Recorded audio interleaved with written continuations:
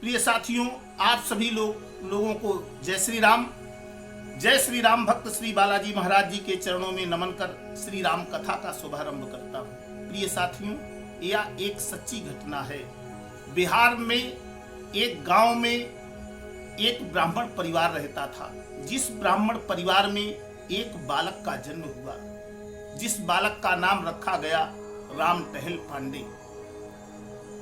वो बालक जैसे ही 6 वर्ष का हुआ तो उसके माता पिता का देहावसान हो गया।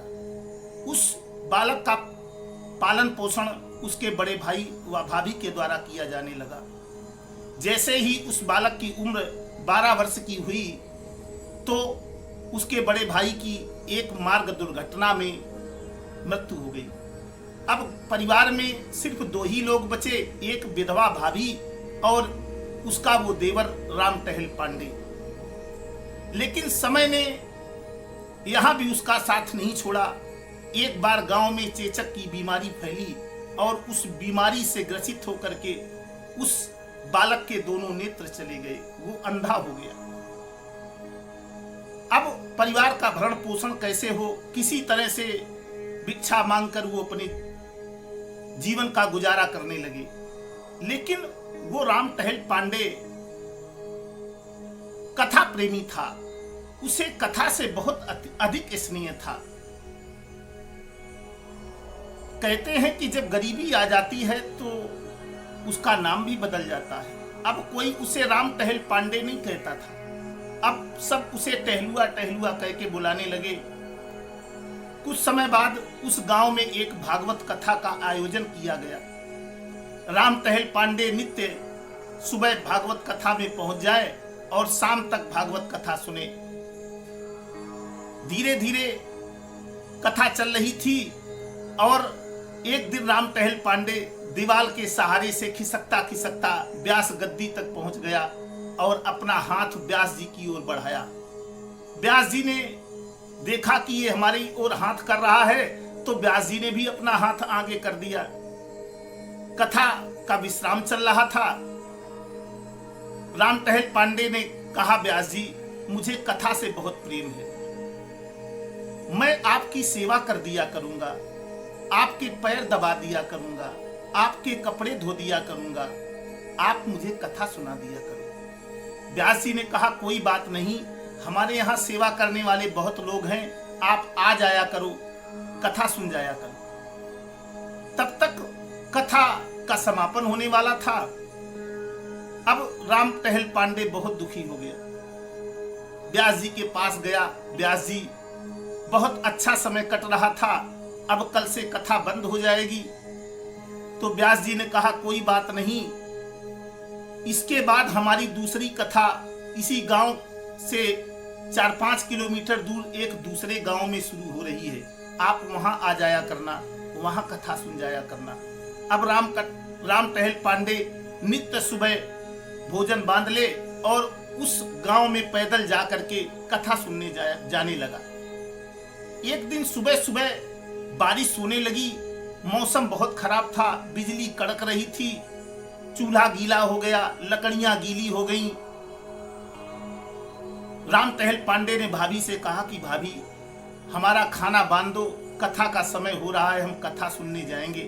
भाभी ने कहा, भैया, आज तो चूल्हा गीला हो गया है, लकड़ियां गीली हो गई हैं, जिसके कारण आज तो मैं भोजन बना ही नहीं पाई, और ऐसे मौसम में मैं आपको जाने भी नहीं दूंगी। तो राम टहल पांडे ने कहा, नहीं भाभी, मैं कथा सुनने तो अवश्य जाऊंगा। और वो राम टहल पांडे वैसे ही मौसम में घनघोर बारिश में बिजली कड़क रही थी और पैदल ही घर से बिना कुछ खाए पिए निकल पड़ा। उस गांव के पहले राम टहल पांडे ने सोचा कि ये गांव के लिए रास्ता मुड़ रहा है और धोखे से वो जंगल की ओर मुड़ने वाले रास्ते में मुड़ गया। उस रास्ते के किनारे ही एक अंधा कुआं पड़ता था। ऐसे खराब मौसम में राम टहल पांडे उस अंधे कुएं में गिर गया। उस घनघोर जंगल में कोई था नहीं और फिर ऐसा मौसम, राम टहल पांडे के हाथ में चोट लग गई, रक्त निकलने लगा। वो अंधे कुएं में नीचे बैठा हुआ भगवान को याद करने लगा। उसी समय एक सज्जन आए और उन्होंने कुएं में झांक कर देखा।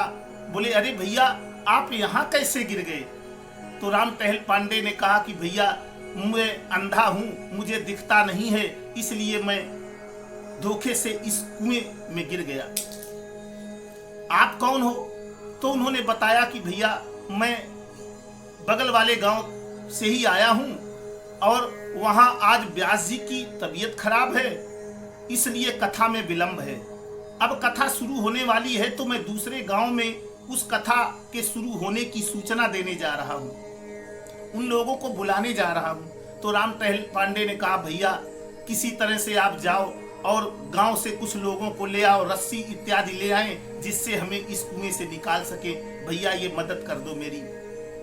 तो उन सज्जन ने कहा कि ये कुआं थोड़ी है, ये तो एक छोटा सा गड्ढा है, इससे तो मैं अकेला ही निकाल लूंगा, लो मेरा हाथ पकड़ो।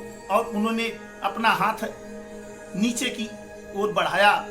राम टहल पांडे ने कहा, भैया, हमें तो आपका हाथ दिख नहीं रहा है, मैं तो अंधा हूं, लेकिन आपकी तो आंखें हैं, आप तो देख सकते हो, आप ही मेरा हाथ पकड़ के बाहर खींच लो। और उन सज्जन ने उनका हाथ पकड़ के राम टहल पांडे को बाहर निकाला। अपने अंग वस्त्र से एक पट्टी फाड़ करके और उसके घाव को पोंछा, साफ किया और उसमें पट्टी बांधी और हाथ पकड़ के उस गांव में जाने वाले रास्ते पर कर दिया। बोले, चलो मैं भी आ रहा हूं। इधर जैसे ही राम टहल पांडे गांव की ओर बढ़ा तो माइक की आवाज आने लगी। इतने में उसकी भाभी एक टिफिन में खाना बांध करके व्यास जी के पास पहुंची और व्यास जी से कहा, भैया, आज सुबह हमारा देवर भोजन नहीं बन पाया था, इसलिए भूखा ही चला आया है, लेकिन वो कहीं दिख नहीं रहे हैं, कहां? तो व्यास जी ने कहा, आ रहे होंगे, कोई बात नहीं, आप भोजन यहीं रख दो, जब आएंगे तो मैं दे दूंगा। और भाभी वहां से वापस आ गई। जब राम टहल पांडे पहुंचे तो व्यास जी ने वो भोजन दे दिया।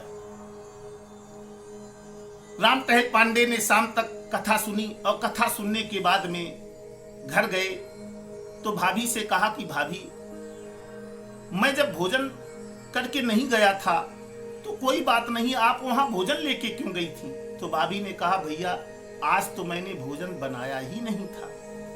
प्रिय साथियों, भगवान ने एक सज्जन का रूप धारण करके अपने भक्त को अंधे कुएं से निकाला और भाभी का रूप धारण करके अपने भूखे भक्त को भोजन लेकर के देने गए।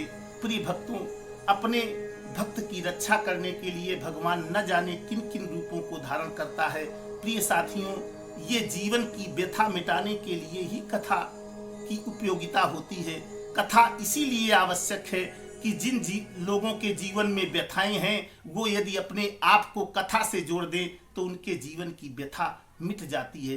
प्रिय साथियों, इसी के साथ मैं अपनी वाणी को विराम देता हूं। आप सभी लोग अधिक से अधिक मात्रा में कथा श्रवण करें और यदि आप लोगों को मेरी ये कथा अच्छी लगे तो अधिक से अधिक लोगों को लाइक, कमेंट्स व सब्सक्राइब करने के लिए कहें। धन्यवाद। जय श्री राम।